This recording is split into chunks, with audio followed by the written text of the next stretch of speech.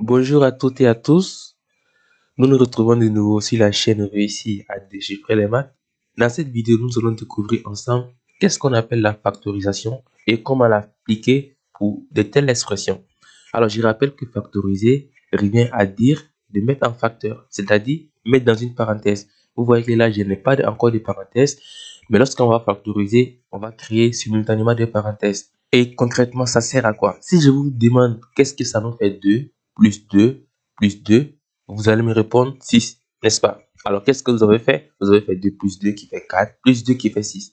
Très bien. Alors, avec la factorisation, qu'est-ce qui va se passer? On a 2 ici qui se répètent plusieurs fois. Donc, je mets le 2 et je vais multiplier ces 2 par le nombre de fois qu'ils se répètent. 1, 2, 3. Donc, je vais faire fois 3. Et vous voyez que 2 fois 3, ça fait 6. Donc, on vient de transformer la somme en un produit. C'est valable pour les additions et les soustractions. L'idée, c'est de transformer une somme en un produit. Là, on a 4x moins 8. Comment créer un facteur? Autrement dit, comment faire en sorte de transformer cette expression en un produit? Pour factoriser de telles expressions, ce qu'il faut garder en tête, c'est rechercher les termes communs. Je vais l'écrire. C'est très important, ces mots-clés, c'est de trouver toujours les termes communs. Alors, c'est quoi les termes communs? Alors là, il y a deux mots clés. Il y a les mots termes et il y a les mots termes communs. Alors, un terme, c'est quoi? En fait, c'est un élément qui est séparé par un autre élément par un signe. Donc là, ça, c'est un terme. 4x, c'est un terme. Puis, les 8, c'est un terme. Ça, les 10 carrés, c'est un terme. 3x, c'est un terme. Donc, vous voyez que bien, ils sont tous séparés par des signes. C'est ce qu'on appelle un terme. Et pour factoriser, on va se baser sur les termes à premier coup. On va regarder les termes et on va rechercher l'élément qui est commun ou l'élément qui divise à la fois les deux termes. Alors, si je vous donne un exemple, je prends un exemple banal, hein, 10 et 4. Quel est l'élément qui divise à la fois 10 et 4? Bah, c'est 2. On peut diviser 10 par 2, on peut diviser 4 par 2. Si je prends 5 et 25, l'élément qui est commun entre 5 et 25, enfin, l'élément qui divise à la fois 5 et 25, bah, on peut prendre 5, ce qu'on appelle l'élément commun aux deux termes. Donc, ça nécessite un peu la connaissance des tables de multiplication et de division. Alors, avant de passer à l'explication, je vais vous faire un exemple concret avec lequel tout va être clair pour la suite. Voyons les sites exemples. Si je fais par exemple AX plus AB plus AY et je vais factoriser, vous allez me dire oui, je vois que des lettres là, je n'ai même pas de chiffres. Alors, ne vous en faites pas, c'est juste une technique, ça va marcher partout, pour de telles expressions en tout cas. Comment on va faire? En fait, vous voyez que là, les A se répètent dans chaque terme. Donc, on a dit que ça, c'est un terme. Ça, c'est un terme parce qu'ils sont séparés par des signes plus. Ça, c'est un terme aussi. Et qu'est-ce qu'on remarque de plus? On voit que les A, ils se répètent pour chaque cas, pour chaque terme. Lorsqu'on a une telle expression, pour la factoriser, l'élément qui se répète là, on va les mettre devant une parenthèse comme ça. D'accord?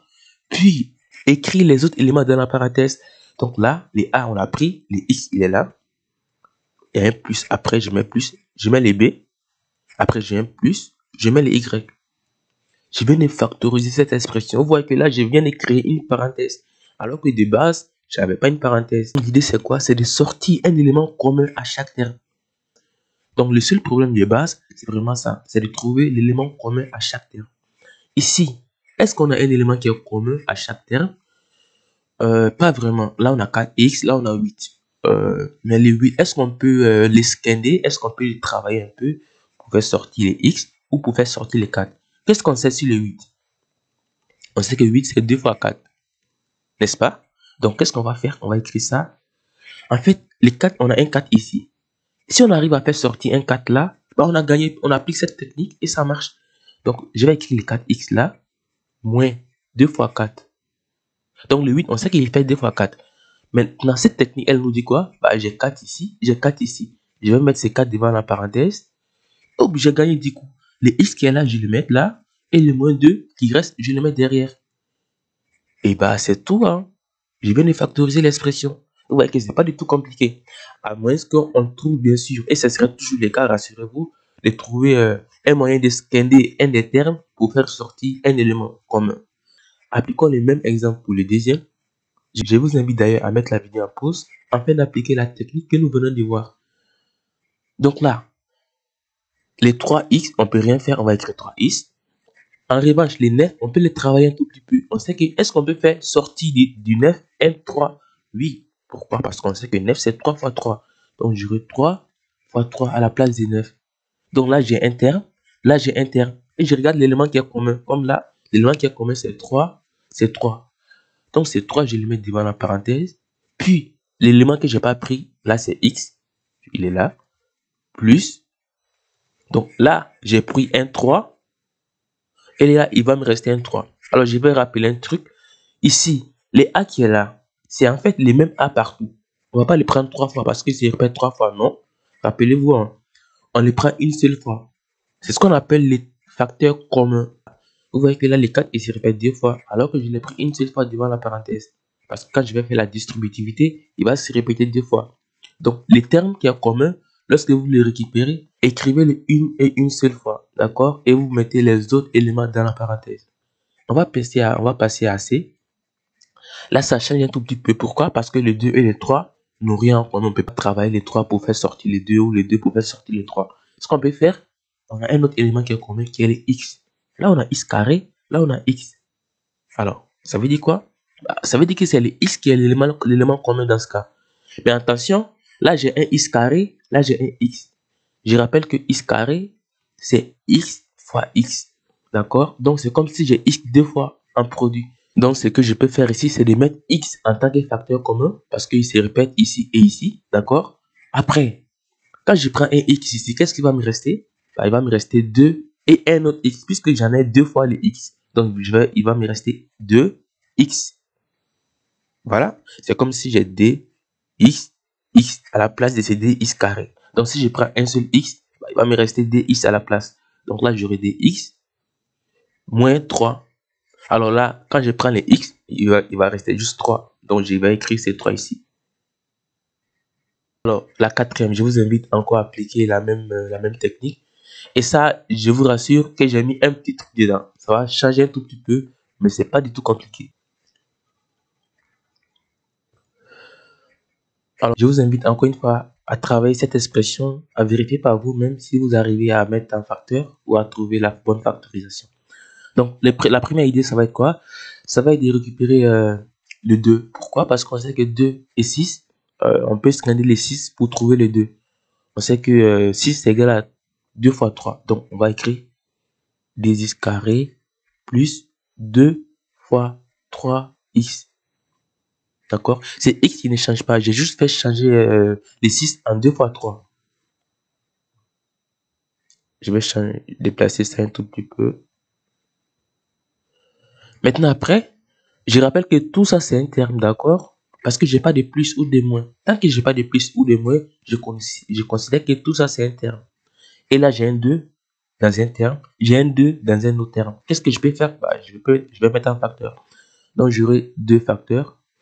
Ici, là, il va me rester x carré plus. Après, les deux là, je l'ai pris parce que c'est ce qui est là comme facteur commun. Et là, il va me rester 3x. Voilà. Est-ce que là, on peut mieux faire encore? Oui. Pourquoi? Parce qu'on a x carré, là, on a x. Ça veut dire qu'on peut mettre x en facteur. Je vais enlever ça.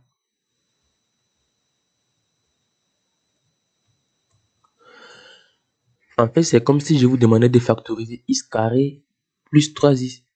Les x, c'est un terme qui se répète. Donc, il va faire quoi? Ça va faire quoi? Les x, je peux mettre en facteur. Là, j'ai x fois 2. Enfin, j'ai 2x. X fois x, je vais dire. D'accord? Donc, si je prends un seul x, il va me rester un deuxième x que je vais écrire à sa place. Plus, là, c'est x, je l'ai pris, il va me rester 3. Donc, en fait, ce qui est dans la parenthèse, on peut factoriser de cette manière aussi. On peut écrire de cette manière 2. Donc, je rappelle que ça, c'est fois. Donc, j'ai 2 fois x facteur de x plus 3. Est-ce que vous voyez ou pas? Parce qu'en fait, ce qui est dans la parenthèse, si vous voulez, je vais mettre une parenthèse comme ça. Le 2, il est là. Donc, ce qui est dans la parenthèse, je vais les factoriser déjà ce qui est dans la parenthèse. Et si je fais ce produit, si je fais 2 fois A quelque chose, c'est 2A quelque chose. D'accord? C'est comme la parenthèse et les fois, je peux les enlever tranquillement. Donc là, ça me fait 2x collés de cette manière. Et la parenthèse là, x plus 3. D'accord? Donc là, alors si on se limite là, est-ce que c'est faux? Non, c'est pas du tout faux, ça marche. Ça marche. On peut aussi mettre x en facteur, uniquement les x en facteur. Dans ce cas, on aura, on va piocher un x ici et un x ici. Donc ça va nous faire x facteur de. Là, si on pioche un x, ça va me faire 2x parce que j'ai enlevé un x. Plus les 6x, je prends sur x, il va me rester 6. Donc je peux factoriser aussi de cette manière. Ou de cette manière, bah, le mieux en tout cas, c'est cette dernière. Où je factorise à la fois les chiffres et les lettres. On va essayer de factoriser ensemble cette dernière expression. Alors, là, je pense qu'on n'a pas beaucoup de choses à faire. Vraiment, c'est un truc assez simple. On a x ici, on a x ici, on a x ici. Sauf que c'est la puissance qui change. Donc, tout de suite, on peut voir qu'on peut mettre les x en facteur. Alors, là, j'ai x fois x fois x, donc x au cube. Si je prends un seul x, est-ce que le 3 il va changer? Non, le 3 il va rester 3. Alors, le x au cube, il va devenir x au carré. Pourquoi? Parce que j'ai pioché un x. D'accord? Ici, quand je pioche un x, ça va me rester x parce que x carré, c'est x fois x. Donc, si je pioche un x, il va me rester x. Là, si je pioche un x, c'est ça le problème. Il y a d'autres qui vont me dire, ça va rester 0. C'est pas 0 du tout. Je vais vous rappeler un truc intéressant. Je vous rappelle que x, c'est égal à 1 fois x. D'accord? Alors, donc, si je pioche un x, là, c'est comme si je piochais ces x. Et finalement, il va me rester 1. Donc, c'est pas du tout 0. Donc là, j'ai plus 1. Rappelez-vous, si vous piochez intégralement l'élément qui est là pour mettre en facteur, mettez 1 toujours à la place. Toujours. D'accord? Pour vous rassurer que c'est la bonne expression factorisée, je vous invite à développer, à faire la distributivité. Vous allez tomber exactement sur cette expression en faisant x fois 3x carré, x fois moins x et x fois 1. Ça va nous donner ça. Et cela est valable pour toutes les autres expressions. Alors, cette vidéo touche à sa fin. Si vous l'avez aimé, n'hésitez pas à laisser un pouce bleu. Je vous invite vraiment à poser vos questions en commentaire et à vous abonner si ce n'est pas encore fait pour ne rien manquer de nos prochaines astuces. On se dit à la prochaine vidéo.